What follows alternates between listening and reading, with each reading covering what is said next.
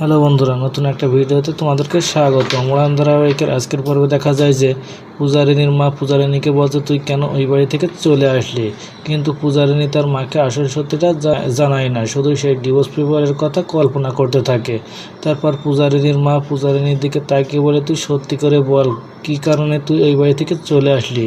তারপর পূজারিনী আর কিছু না লুকিয়ে নিজের ব্যাগ থেকে সেই ডিভোর্স পেপারটা এনে নিজের মায়ের হাতে তুলে দেয়, আর সেটা দেখে চমকে ওঠে পূজারিনীর মা।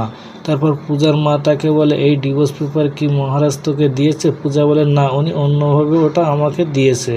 এই কথা শুনে রমা বলে, ওই বাড়িতে তোর অনেক শত্রু রয়েছে, এটা আমার থেকে তুই ভালোই জানিস। তাই আমি বলছি, তুই মহারাজের সাথে সামনাসামনি কথা বল।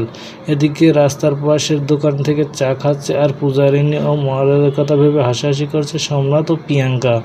এদিকে পূজার ডিভোর্স হয়ে গেছে শুনে আবারও পূজারিনীর কাছে এসে পূজার হাত ধরে টানাটানি করতে থাকে, আর সেই সময় শিব এসে নস্করকে ঘুষি মেরে নাক ফাটিয়ে দেয়।